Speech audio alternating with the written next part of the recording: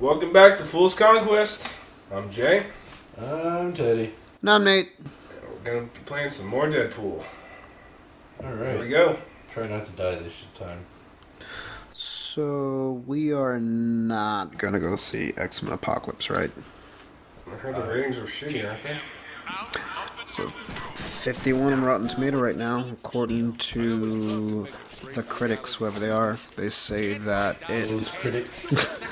the movie is not focused enough. It tries to concentrate too much on the new cast of X-Men, while simultaneously trying to concentrate on the conflict between Professor Xavier and Magneto, while having an overarching storyline of Apocalypse. Yeah. What the fuck? It seems like they tried to throw too much into there. Jesus Christ. It's usually what happens. Like, I'm very surprised Civil War managed to come off as good as it did with as much shit as they threw into it. Well, I think that was fine because at least they gave us time to get to know the characters, and they put out a movie every year, so we kept the characters fresh in our heads. Yeah. With X-Men, they put out a movie, every 2 to 3 years? Yeah, like, that's one of the things is, like, you can't jam all that shit into it, you know, unless you already have an established character base, you know, people understand those characters. That was kind of like my disappointment with Batman vs. Superman. Like, they just threw too much at it, you know, and like the fact that they have yet to make a good Superman movie, a newer Superman movie that makes you actually care about the character. Well, I liked Man of Steel. That was a good Superman movie. It was good to watch, but as actually like getting to know the character of Superman, he still doesn't have a personality. It's like they're just trying to bank on the fact that everybody knows Superman. But Yeah. you got to make, if you're making a universe, like a cinematic universe like Marvel's doing, like you have to make those characters interesting. Like, you have to like those characters. Speaking of Superman, not to mention the director, even though the director that did this X-Men movie was responsible for giving us the first X-Men movie, which pretty much started the comic book movie franchise, but he also gave us Superman Return, which was not a good movie. Yeah, like I said, it's just one of those things like, because Batman vs. Superman could have been great if they had taken out a lot of stuff and just made it Batman v Superman and not really put all the extra people into it and all that other shit. I haven't actually seen Batman vs. Superman yet, but from the fucking trailers and all the things I'm hearing about it. I don't think you need to have seen it to know the characters that are in there that didn't need to be in there. Didn't they fucking... I know they introed Wonder Woman, and who the fuck was the villain? Darkseid? No, it was crap. What's his name? Doomsday. That's his name. So like I said, I mean, the way they just tried to smash it all together, it just came off poorly. I mean, that's really all there is to it. It came off poorly. Like they had to just paste it better. You know, like really get the relationship between Batman and Superman going. Get you know, Superman himself developed as a character. Make us care about that Superman. You know, then it would have probably came off even more good. But it's just like they're trying to be, it seems like they're trying to catch up to Marvel's universe. That's not gonna happen. But Marvel's got like what, 9 movies in the bank for their characters total, so that way you know who they are. And they have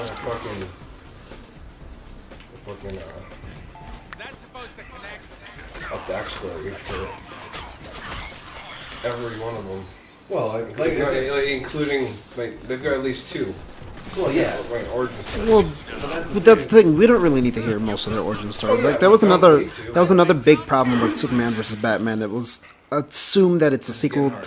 It was assumed that it was a sequel to the Dark Knight series, and they gave us another Batman origin story in Superman versus Batman. Yeah, like I said, it's just one of those things like. Which, if they were planning on putting Wonder Woman in that movie in the first place, that was the only character in that movie that we needed an origin story for, if they gave us any at all. Yeah, I agree. You know, like I completely agree putting the character, introducing Wonder Woman in that movie. Like she needed to be a part of it, but you know, like a lot of the extra stuff didn't need to be a part of it. Like I personally think they should have teased Doomsday at the end of the movie. Yeah. And then number 2 comes up with the whole Doomsday arc. And that would have been far more interesting. We would have been able to take a whole movie and develop and like actually care about Superman and care about Batman and all that shit. And then when the second movie comes out and all the BS happens, it'd be more impactful. But, you know, I'm not the guy who's making movies. Also, this is kind of a minor thing, but who was the, This is kind of a minor thing, but who was the guy who played Lex Luthor?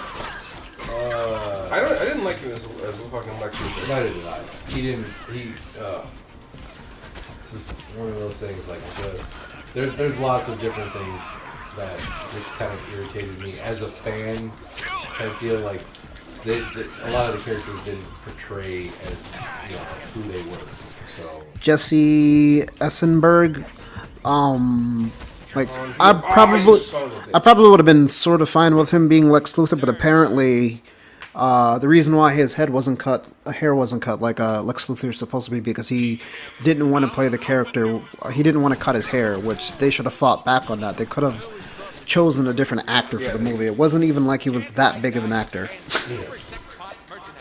Well, I mean, like I said, when it comes down to like that, I'm alright with him not being bald. What I'm not alright with is the fact that that character of Lex Luthor is not Lex Luthor. Like, his whole plan was to get himself killed. Lex Luthor would never do that. Ever. Like, no. That's not Lex Luthor's plan. Like, it's never as psychotic as that kind of crap. Like, that's not something like Lex Luthor would ever do. Well, maybe Dark and Broody DC is like that. No. No. Like, they made this Lex Luthor into something more of a psychopath instead of a sociopath. Which is two very different things.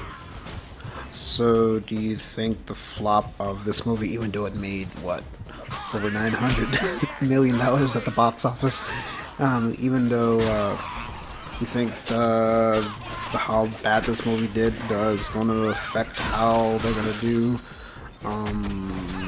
Suicide Squad, because they did went back to the drawing board to add more jokes. They tried to add more jokes, and like that alone just makes me go, no, you're doing it wrong. Yeah, no, like DC is not a joking type of universe. Well, no, it is very serious. No, they've had some comedy. They've definitely had some comedy. That's It's just the thing is, like, you can't force comedy into it. Like, comedy happens based on the. This is the incoming a real bitch. Yeah, don't forget the first dark and broody Batman was still had a fun part of it. Tim Burton's Batman with who was that Batman? Michael Keaton. Still, in my opinion, one of the better Batmans. What? You didn't like George Clooney? No, we're just gonna. I don't know what you're talking about. George Clooney and Val Kilmer were never Batman. That never happened. But yeah, they didn't. They should have went back to add more jokes in this new dark and broody Batman. Like the other problem, the way that they gave us Batman versus Superman, it was probably fine. They just needed to make it slightly more fun. It didn't need to. Well, it's not even the fun. Like, it could be dramatic. What they needed to do was cut out a lot of stuff that didn't need to be a part of it. Like, it could have. I was fine with it being dark and broody and very drama oriented and all that. Like, I'm good with that. What I'm not good with is the fact that it goes from one set piece to another set piece to another set piece to another set piece. But that's how that's how he directs. It's just one big set piece after another. Give me exposition, give me dialogue. Let me understand the characters of this. You know, like, I want to see Superman act. I don't want to just see him punch stuff. You know, like, that's not what I'm interested in. Like, you can totally be a dramatic comic book series. As long as that's what you're doing, but it wasn't trying to be, like, the story was a dramatic, very tension-oriented thing. The director made it action. So, like, it was just, like, one explosive big set piece after another, instead of, like, true drama added to it. And it would have been just fine that way. But, again, it should have literally just been Batman versus Superman. and getting their relationship nailed down. And then second movie comes up and you do, you know, more of the action stuff. Like, it's just, like I said, it was just too much, and it felt very convoluted. It was just too much going on. You was just like one thing after another. You didn't have time to like feel anything. And that's never a good thing when you're trying to do a dramatic series. When you're taking a very harsh tone. Who's directing Suicide Squad? David. And like with Suicide Squad, it's a completely different thing. Like there's going to be moments of levity within it because of the varying types of villains that are going against each other. And so you need to go back and be like, hey, we need to put more jokes in. It's more like we need to make sure that we're not just smashing a whole lot of movie into two. We're not trying to put two movies into one movie like they did with Batman vs. Superman. Just make it its movie and tell the story you want to tell in this. And if you have more story to tell, then you make a second one. I don't know if maybe they did, because this director, I'm looking at his filmography right now, and he mostly did high dramas. I won! Right now. Oh my god, you actually got through. Like, looks like his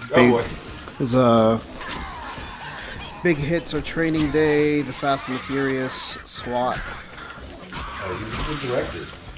You know, like, I have no doubt that the movie itself is going to be what it should be. You know, retain some of the nature of the comic books of, you know, Suicide Squad and everything like that. But you should always fucking adapt and evolve the situation, you know? Like, make it your own. You can't just be like, oh, okay, this is the comics, we're gonna go directly from what the comics are into this. Gotcha, bitch. So, like, I'm fine with them adapting and changing things around, but when you change it to such a drastic degree that it's no longer, like, resembling its source material beyond the names, then, you know, you're doing it wrong. I'm excited for Will Smith's Deathstroke, though. I'm excited for the Killing Joke. Will Smith never really played a villain style role like this before, but I think he can pull it off. Honestly, from what I've seen from the trailers, I don't think he's actually playing a villain. It just, like... Well, he's Deathstroke. Deathstroke's more of a mercenary, but usually gets hired by... But, like I said, from the way it would seem to have been approached from what we've seen in the trailers, it doesn't seem like his Deathstroke is villainous. So... But then again, you know, we'll see how it plays out, because, I mean, we've only seen trailers, so...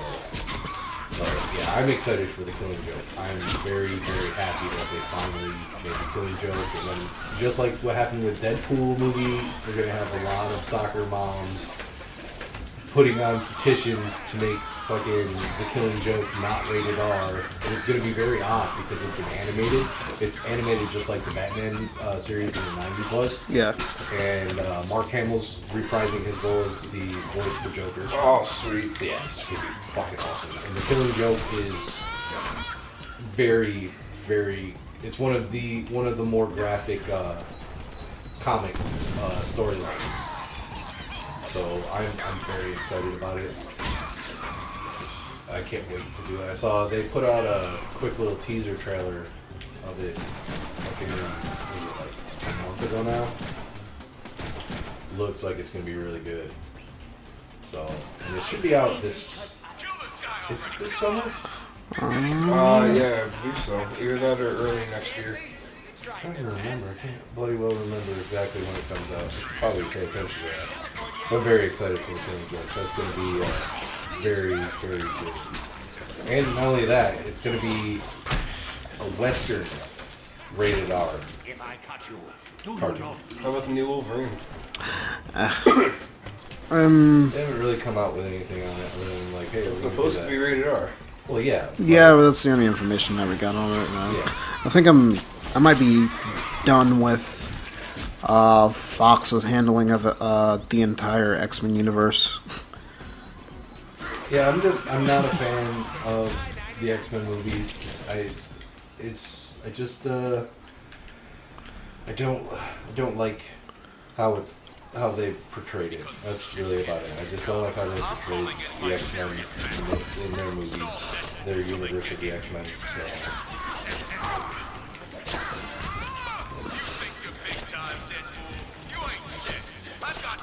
Really about the only thing I don't like. Maybe they can poop out one more decent movie, but I don't. They should just sell the rights back to Marvel Studios. Yes. That way, Marvel can stop having an incomplete universe. I mean, at least Marvel and Sony are seeming to work together a little bit with the Spider-Man. Well, no, that's different because Sony owns Spider-Man, Fox owns X-Men and Fantastic Four, but nobody cares about Fantastic Four. They'll never make a good Fantastic Four movie. So, like, I'm excited the fact that, you know, that it seems like Marvel and Sony are willing to work together in a congruent fucking universe. You know, the fact that they put Spider-Man in Civil War, and it's the same Spider-Man that's in Homecoming. And so that's pretty damn interesting.